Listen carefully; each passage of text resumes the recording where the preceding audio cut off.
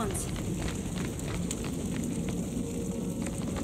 I wish my diplomatic training included the polite way to get a god's attention. Have you ever seen anything so awe-inspiring? Behold the power of my god!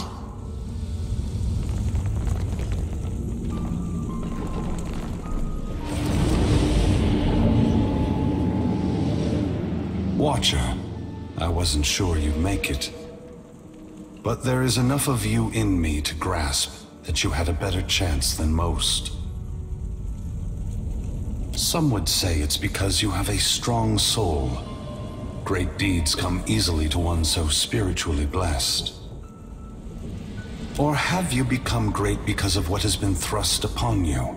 Watcher of Cadnua, Herald of Berith, Hound of Eothas. Oh my god. You really, this can't.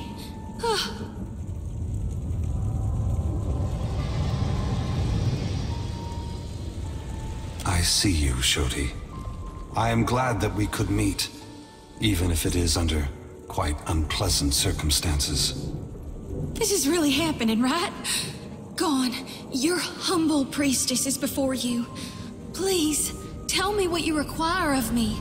How do I save more lost souls than I can carry in one lifetime? Face bright red, sweat beading her brow. Xoti stumbles precariously closer to the edge. Lantern rattling, she catches herself, a mere moment before she would have toppled over. I know that you have undertaken a noble mission, but I will tell you what I told the Watcher. You need not fear for the lost souls of this world.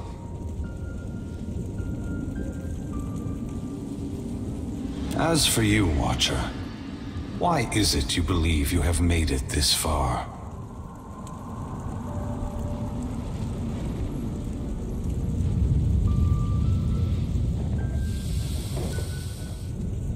As would we all. But you have come a great distance for answers. What would you ask of me, Watcher? That we have, and I got a request. Down here. God, look how full my lantern is. I've been harvesting day and night for you, my god. Lantern rattling, sickle gripped so tight her knuckles are white. She waves her arms over her head as she shouts. My dear Xoti, I do not mean to diminish your presence here, but this is a question that the Watcher needs to answer. She alone was tasked with pursuing me. The gods have placed her in this fire. It is only right that we speak together now.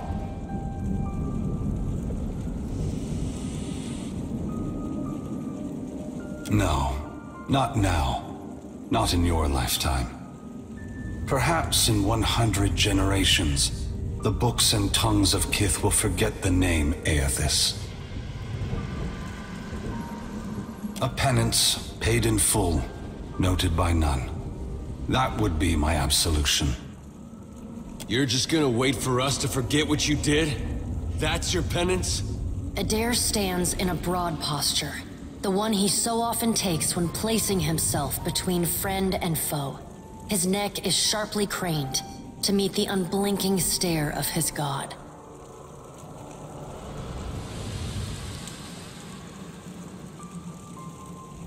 How about you start by giving back the souls you took? Or maybe by apologizing to every one of your followers, especially the ones that died for you. The molten rock of Magrin's teeth gleams bright orange in his eyes, and he looks like a man overtaken by a furious spirit. You owe this Watcher here. You owe my brother Woden, and every last one of us that ever followed you. And you owe me. I never asked you for much, but you owe me better than what you're given. I cannot atone for my mistakes with words alone, Eder. I know this now. It is why I began this journey and why I must move on. But you have come here for other answers. Why I have returned. where I am going. Am I answering to you, or to Berith?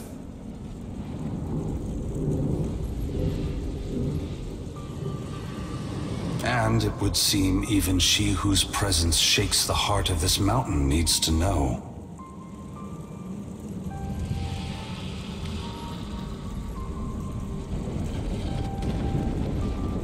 Margren fears what I will do, just as she feared what I would do in the Deerwood. But this time, there is no power on Eora or in all of hell to stop me. Understand that what I'm saying is neither a boast nor a challenge. It is the clearest statement of truth I can give you, give Berith, in the hopes of dissuading you from taking actions that may harm others.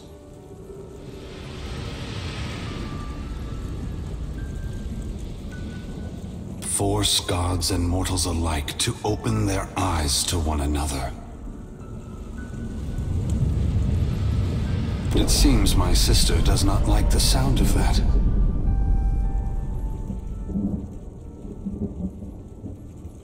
I want to return the gods to our original purpose, and to allow mortals to worship us, or ignore us, for what we are, not what we pretend to be. Xoti gasps sharply, for once too stunned to blurt out a response. Her eyes are wild, with too much white showing, when she glances from Eothas to you. Whatever you're doing, there's gotta be a better way. When I entered Widewin, I did so with the intention of illuminating the history of Anguith. I wanted to show all the nations of the Eastern Reach the machines we had used to create ourselves. How we had hidden our true nature from mortals for millennia. But even if I had succeeded, my words would have been easy to deny. Belief creates the foundation upon which a mind's reality is built. Some minds can never let go of that foundation. They would rather hold tight to the world in their mind than accept what they're being told.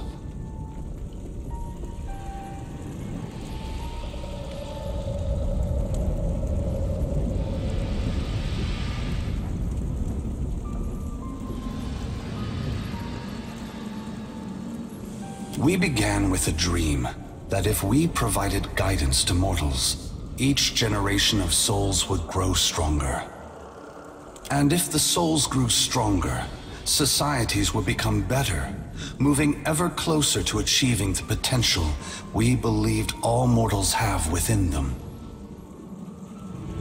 Over 2,000 years have passed. Hundreds of generations have been born, lived, and died. If the world has improved under our guidance, mortals should be prepared to understand the truth. If they have not improved after all of this time, then we have utterly failed in our aims, and there should be a reckoning of our faults. The time has come for a new covenant between gods and mortals. One forged in the light of truth and understanding between our kind. I will leave this place and go to the lost city the Huana call Ukaizo. It is there that all souls pass through the machines of the gods, where all souls pass into the beyond before beginning their next life.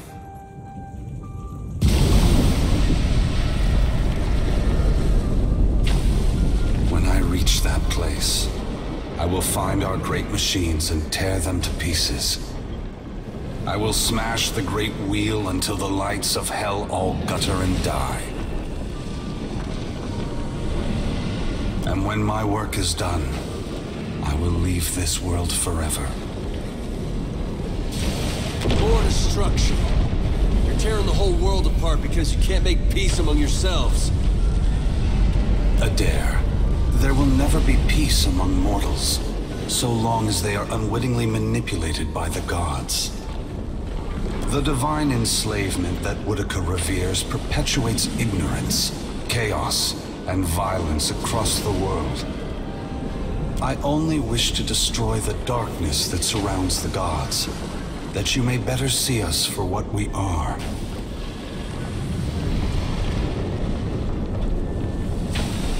Both gods and mortals alike rely on the wheel. We depend on it for the souls that give us power. Mortals depend on it for the lives of future generations. Breaking it will force all of us to face the truth. We will fail together or move forward together. Either ending is preferable to the cycle we still find ourselves in.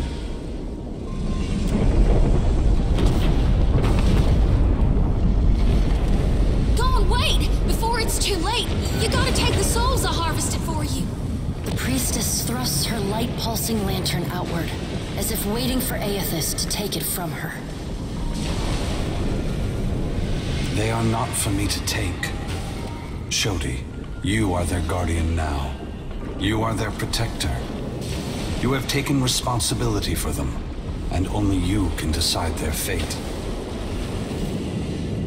Once again, the gods have put you in a precarious position, Watcher. Considering all the troubles I have put you through, the least I can do is protect you from the wrath Magrin has intended for me. Don't thank me yet. This will be particularly difficult for you, Watcher. Guys and gals, we are literally being touched by the hand of God right now. Despite herself, Xoti squeals. Trembling, she sways on her feet as if she might faint. Hey, Eothas, we're not done here. You and I, we're not finished. Don't think you can just move me aside like all the rest. Maybe you can't be stopped. But on behalf of everyone you trampled, betrayed, and ignored, I'll be coming to see you again. Eder spits. In the surging heat, it never reaches the ground. Perhaps we will meet again, Eder. Until then, take care of the Watcher.